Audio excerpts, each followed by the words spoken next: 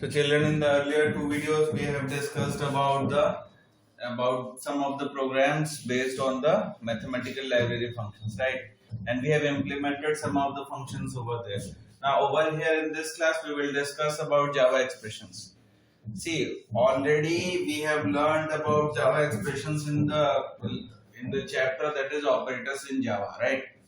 But over here what we will be doing, that we will be implementing those mathematical functions that we have learned in this chapter, and that function will be used up, that functions will be used up in the expression provided.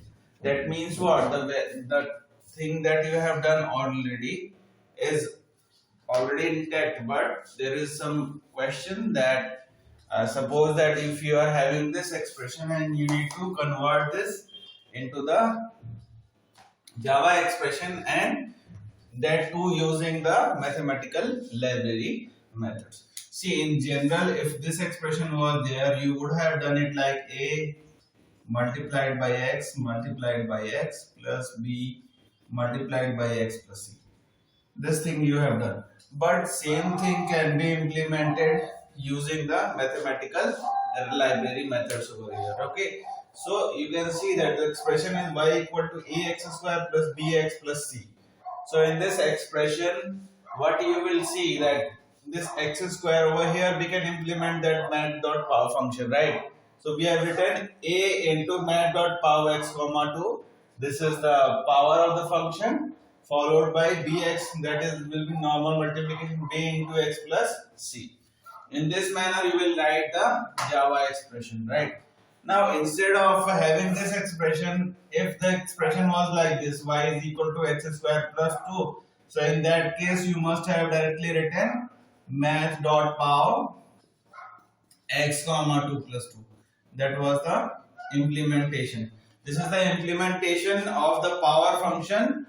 Because we already know about these functions, so why not we are implementing it, right? So both the process can, if it is mentioned in the question that you have to write down the expression using the mathematical library methods only, so in that case you have to use particularly the functions that we have implemented in this chapter, right?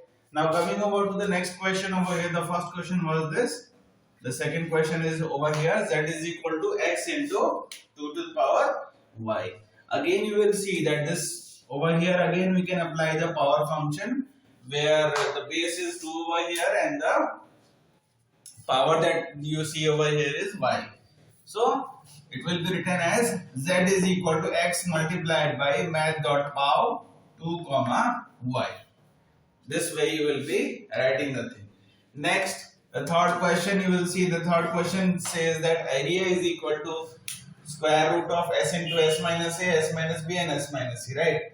So the square root is for the whole multiplication part, right? So you will be writing it as math.sqrt, and in the bracket you will write s into s minus a, s minus b and s minus c. So in this manner you have to write.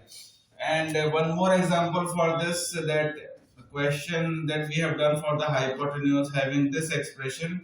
So you have written the thing as c is equal to math.sqrt,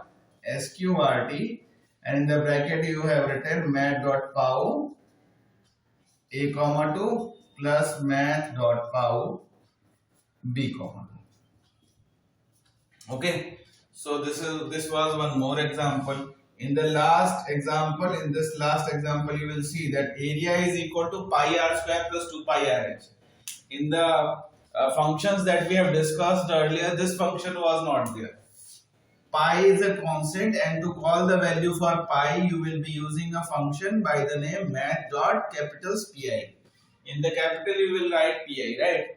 So over here the expression is pi r square plus 2 pi r h, right? So instead of writing pi over here you will write down math.pi, because this expression is equivalent to the value that is pi, right? So you will write down the thing as math.pi multiplied by math.power r comma 2 plus 2 into, this is pi rh, so it will be 2 into math.pi into r into h. Okay, so this way the whole process will go on, right?